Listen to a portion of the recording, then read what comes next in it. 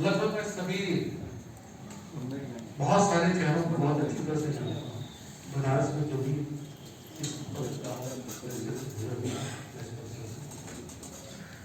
सबका नाम लूंगा तो बहुत ज्यादा हो जाएगा। एक आसिफ साहब किसी भी संगठन में जो जनसंपर्क विभाग होता है उसका दिन रात का जो पाला जो पड़ता है वो पत्रकारों से पड़ता है।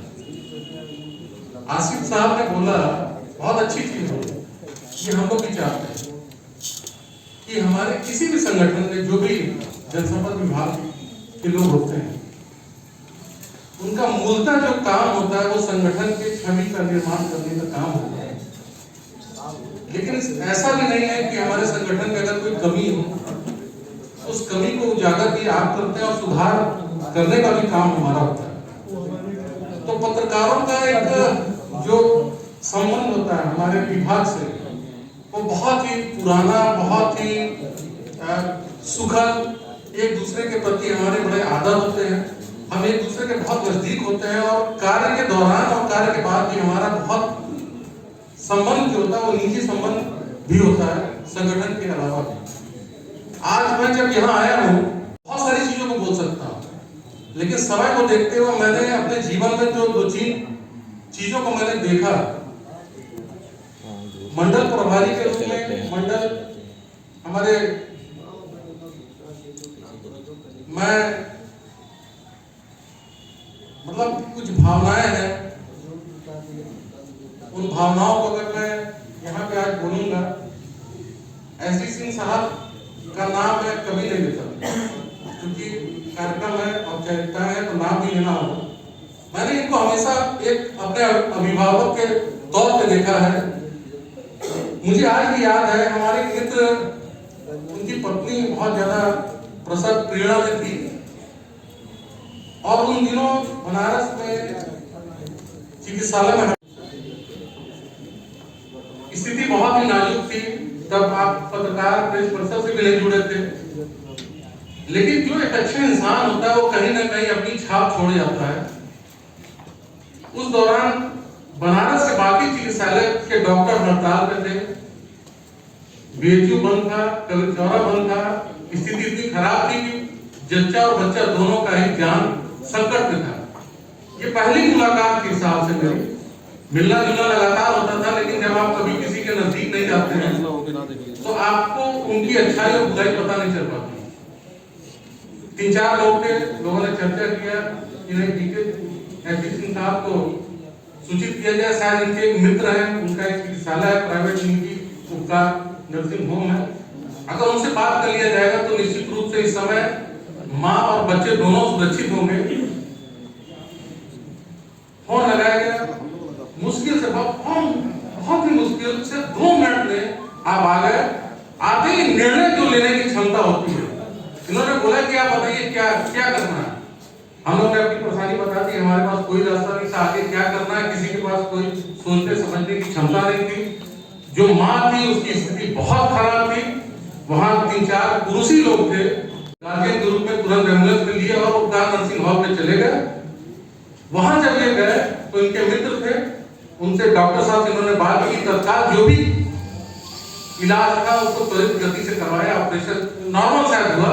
नॉर्मल होने के बाद मैंने देखा कि जो लड़के के पिता थे उनके पास सर पैसा भी नहीं था, वो आपाधापी दौड़ भाग में नहीं था। उस दौरान जब उन्होंने चार्ज दिया तो वहां इन्होंने पूरा का पूरा पैसा निकाल के दिया। वो सबसे बड़ी चीज है, पैसे की बहुत बड़ी बात नहीं है, 2 जान को इन्होंने बचाया, वो मेरे लिए जीवन में बहुत बड़ी बात है। दूसरी घटना साहब को भी शायद दिमाग में नहीं हो, एक हमारे मित्र हैं, उनकी बहन की शादी थी और उनके जो पिता थे वो दोनों पैर से दिव्यांग थे, दोनों पैर उनके चल नहीं सकते थे। तो जो लड़की का जो ज्यादातर कार्यभार था वो जब पिता इस हाल में होते हैं तो स्वाभाविक सी बात है कि उनके साथ जो लोग होते हैं वो बहुत ज्यादा काम नहीं कर पाते हैं। लेकिन जब ये लड़के वालों की तरफ से थे और मैं लड़की वालों की तरफ से था, मेरे मित्र की बहन की शादी थी, उस दौरान मैंने देखा कि जिस प्रकार से वहां पर इन्होंने एक मैनेजमेंट किया, लगातार पूरी रात खड़े रहे, जब तक शादी और विदाई नहीं हो गई तब तक हिले नहीं, चाहे वो खान पान से लेकर किसी तरह की व्यवस्था हो। मैंने उस दिन ये जाना सीखा इनसे कि व्यक्ति में अगर कुछ करने की क्षमता हो, दूसरों के प्रति दया, प्रेम और उत्साहपूर्ण माहौल में अगर करने की क्षमता हो, उन सारी चीजों को अगर किसी से कुछ सीखना हो तो एसडी सिंह साहब से सीख सकते हैं। उसके बाद से मैंने अपने जीवन में ये उतार लिया कि अगर कुछ भी करना हो तो मैं सबसे पहले इनका चेहरा अपने सामने करता हूँ और फिर मैं लगातार जब काम करता हूँ तो मुझे कभी थकान नहीं होती। एक बहुत जहां पर आप इस समय उपस्थित हैं सर, यह एक बहुत बड़ा जो है रामलीला का मंचन होता है इस बरेका में, और पूरे बनारस में इतनी बड़ी भीड़ सर, पूरे पूर्वांचल में इतनी बड़ी भीड़ कहीं किसी मेले में नहीं लगती है। और उस इवेंट को इन्होंने जिस प्रकार से धीरे धीरे धीरे धीरे पूर्वांचल के प्रदेश स्तर तक जो पहुंचाया, वो जो संगठन की क्षमता इनके अंदर थी, जो कलाकारों को इन्होंने ट्रेनिंग दिया, जिस प्रकार का रामलीला करने के बाद सर विजयादशमी का रावण का पुतला फूका जाता है, बहुत बड़े पैमाने पर, उसमें बहुत सारे खर्च हैं, और सिर्फ उसके पीछे एक ही व्यक्ति एसडी सिंह साहब खड़े होते हैं और लाखों परिवार, लाखों के लाख लोग इनसे जुड़े हुए हैं आज उस कार्यक्रम को लेकर। तो इनका एक जो संगठन को चलाने की क्षमता है वो बहुत ही अद्भुत है। इनका जो डांट है वही आशीर्वाद है, वही प्यार है। अगर आप डांट नहीं रहे तो हम लोग समझ जाते हैं कि जरूर आज चल जाएगी तबियत खराब, लेकिन अगर इनका डांट हम लोग सुन लेते हैं तो आने वाले समय में जो गलतियां हमसे होनी है उसका सुधार भी हम कर लेते हैं। मैं यही चाहूंगा कि जो आपका ये पत्रकार प्रेस परिषद है, भविष्य में जब कभी कोई बहुत बड़ी से बड़ी जिम्मेदारी अगर आप दें तो निश्चित रूप से आप खड़े उतरेंगे, और इस प्रकार के व्यक्ति संगठन में हो तो निश्चित रूप से संगठन को बहुत बुलंदियों तक ले जा सकता है। आपके जो पत्रकारों की समस्याओं को बोल्डली अगर कोई उठा सकते हैं तो हमारे एसडी सिंह साहब हैं। मैं एक बार पुनः आप सभी लोगों का बहुत बहुत धन्यवाद करता हूं, लेकिन मैं उससे पहले आपको एक चीज बताना चाहूंगा। ने कहा कि बाबा की धरती पे सरजमी पे आकर मुझे जो अपना लगा प्यार मिला वो निश्चित रूप से इनकी भाषा, इनके ओज जो भाषण थे उसको सुनने के बाद पिन ड्रॉप साइलेंट था। वो ये बताता है कि व्यक्ति कितना अपने आप में निष्ठा, कर्मयोगी, धैर्य और सारी चीजों को लेकर चलता है। ये उसकी प्रतिभा खुद ही बयां कर जाती है। सर आज जहां पर हम खड़े हैं ये पूर्वांचल का एक औद्योगिक मंदिर है। काशी, सभी लोग जानते हैं काशी बनारस मंदिरों का नगर है, यहाँ बाबा विश्वनाथ विराजते हैं। आप जिस जगह पे बैठे हैं ये भी औद्योगिक मंदिर है। क्योंकि मैं जनसंपर्क अधिकारी बरेका हूँ तो यहाँ के विषय में थोड़ा सा बताना चाहूंगा कि सर ये 1956 में इस कारखाने का शिलान्यास हमारे प्रथम राष्ट्रपति राजेंद्र प्रसाद जी के द्वारा हुआ था। लाल बहादुर शास्त्री जी के द्वारा पहला जो लोगो निकला था सर ये 1964 में निकला था।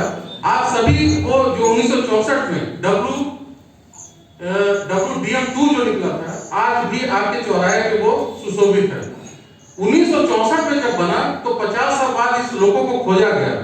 ये लोगो कहाँ है? जो पहला प्रथम निर्मित था वो चालू कंडीशन में सर हमारे मुगल सराय यार्ड में चालू कंडीशन में था। 50 साल बाद, 50 साल बाद भी वो चल रहा था सर। कहूं कि ये जब निर्माण काल में जब ये आरंभ हुआ था तो ऐसे लोग एसडी सिंह साहब जैसे लोग यहाँ पर कर्म योगी कर्मचारी के रूप में थे, और आज भी वो इंजन आपके सामने है सर। इसी बरेका का नाम पहले डीजल लोकोमोटिव वर्क्स था, डीजल रेल इंजन कारखाना था। तब हम डीजल रेल इंजन का निर्माण करते थे। मैं ये भी कहना चाहूंगा कि सर यहाँ के बनाए हुए इंजन विदेशों में सर निर्यात किए जा रहे हैं। 11 कंट्री में हम सर एक्सपोर्ट करते हैं, और जीडीपी को सर हम भारत की जीडीपी में हमारा भी योगदान है। उसके बाद 2017 के बाद सर एक रोल आउट हुआ कि डीजल से हमें इलेक्ट्रिक की तरफ चलना है, तो यहीं के कर्मचारियों ने धीरे धीरे 1917 में सर 2 रेल इंजन से हमने स्टार्ट किया इलेक्ट्रिक इंजन। उसके बाद 18 में 25 इंजन, 19 में सर हम लोग 150, और आज के डेट में हम सर 350 इंजन बनाने का क्षमता प्राप्त कर। एक बहुत विशेष बात यह है कि जब कोरोना काल में पूरा लॉकडाउन था सर, पूरे सिस्टम लॉकडाउन थे, कहीं किसी का आवाज आ ही नहीं था, बहुत सारी तकलीफ की समस्याएं थी। आप लोग भी देखे होंगे, पत्रकार को बहुत नजदीक से देखे होंगे। तो एसडी सिंह साहब का संगठन, आप ही का संगठन सर प्रतिदिन 500 लोगों के लिए भोजन वितरण का कार्यक्रम करता था। लगातार मैंने देखा कि 500 लोगों के लिए ये भोजन का पैकेट इन्होंने वितरित किया। अब मैं ये कहना चाहता हूं सर कि कोविड के दौरान भी जब हम मेरा जो उत्पादन क्षमता था वो जब घट गया था सर, हमारे कर्मचारियों एक महीने में जो वर्किंग डे होते हैं मुश्किल से 24 या 25 दिन होते हैं, अगर आप रविवार को निकालते हैं सर, नवंबर के महीने में हमने 24 दिनों के कार्य दिवस में 40 इंजन का निर्माण किया, जो ऐतिहासिक उपलब्धि था सर। आप सोचिए कि जो एक इंजन है, आप खुद देखिए, वो 40 एक महीने में हम 40 निकाले। उसके बाद जो पिछले वर्ष जो हमारे जब कोई कोविड का असर नहीं था, तब हम लोग ने इसी दिसंबर माह जो बीता है 195 इंजन बनाया था, और लॉकडाउन के बाद हमने क्या किया 200 इंजन बना लिया, मतलब 5 और बना लिया। तो ये सब दर्शाता है कि ये कर्मवीरों की नगरी है, कर्मयोगी है। यहाँ के लोग सारे बहुत ही मेहनती कर्मठ हैं। यशवी सिंह साहब 33 साल की नौकरी इसी बरेका में इन्होंने किया। मैं इनको पुनः एक बार बहुत बहुत धन्यवाद देता हूं कि ये रिटायर्ड के बाद भी, आप देखिए अमूमन लोग 60 साल के बाद जब रिटायर्ड हो जाते हैं तो निश्चित रूप से समाज में धीरे धीरे कट जाते हैं, समाज उठना बैठना छोड़ देते हैं, और काफी बीमार होने के बाद आपको शायद नहीं पता होगा, बहुत लंबी बीमारी के बाद ये पुनः जब रिटायर्ड हुए, सेवानिवृत्त हुए, तो इन्होंने एक संगठन, आपके संगठन से जुड़े। और मैं जब देख रहा हूं इस पूरे, मैं तो लगभग, आप पूर्वांचल का पूरे उत्तर प्रदेश और लगभग 8 जिला अध्यक्षों को मैं यहाँ देख रहा हूँ, तो इतनी बड़ी ताकत आपके साथ है। और आने वाले समय में जब कभी आसिफ अली साहब हम लोग की कोई जरूरत होगा, बरेका में कोई आवश्यकता होगा, तो निश्चित रूप से हम आपके साथ रहेंगे, खड़े रहेंगे। मैं ऐसे लोग जब आपके संगठन में होते हैं तो निश्चित रूप से आपको अपने आप में बहुत मजबूती मिलती है। तो मैं पुनः चाहूंगा कि एसडी सिंह साहब के लिए जोरदार ताली बजाएं।